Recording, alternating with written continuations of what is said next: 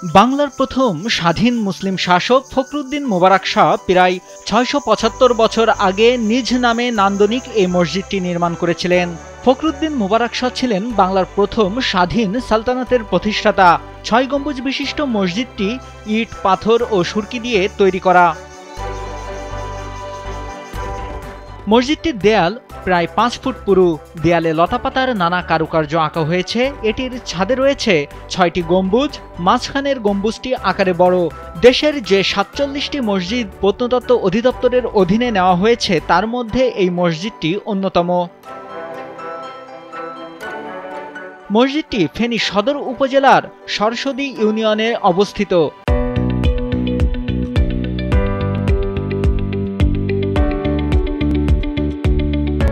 সরসদী বাজারের পাশ দিয়ে পাকা সড়ক ধরে কিছু পথ এগোলেই নজরে পড়ে সীমানা প্রাচীর দিয়ে ঘেরা সুরম্য দালান।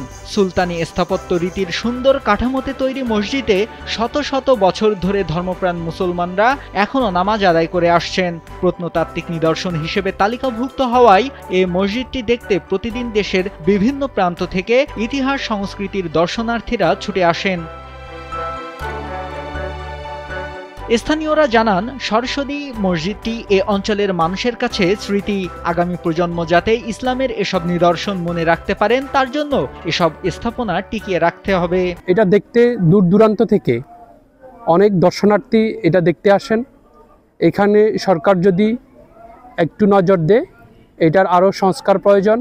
২০০৯ সাল থেকে হুসাইন আহমদ সুলতানি আমলের এ মসজিদের ইমামের দায়িত্বে আছেন। তিনি বলেন, মসজিদের উপরের পলেস্তারা খসে পড়েছে।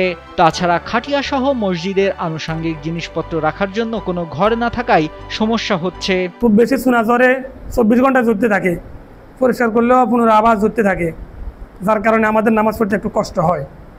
৫ ওয়াক্ত নামাজেই এই মশলাগুলো পড়া ঝাঁকড়ানো লাগে, ফিড়াফাড়ি করতে হয় এগুলারে, যেগুলোর কারণে নামাজ পড়তে কষ্ট হয়। আর এমনি মসজিদের খাটিয়াটা রাখার জন্য বা লাশের যে খাটিয়াটা আছে ওটার জন্য একটা ঘর প্রয়োজন। এটা একেবারে অবহেলিতর মতো পড়ে রয়েছে। ফখরুদ্দীন মোবারক শাহের শাসন অঞ্চলের রাজধানী ছিল সোনারগাঁও। কুমিল্লা, নোয়াখালী, সিলেট, ত্রিপুরা, আরাকান রাজ্য জয়লাভের পর তিনি সব অঞ্চলের জন্য একটি আলাদা রাজধানী করার প্রয়োজনীয়তা অনুভব করেন। তিনি দ্বিতীয় রাজধানী করেন ফেনীর সরসদী অঞ্চলকে, যা বর্তমানে একটি ইউনিয়ন। তার শাসনকালে তিনি এ অঞ্চলে বহু বাঁধ, মসজিদ, সমাধি নির্মাণ করেন। এর মধ্যে এই মসজিদটি অন্যতম। নাইমুল হাসিব, কালবেলা।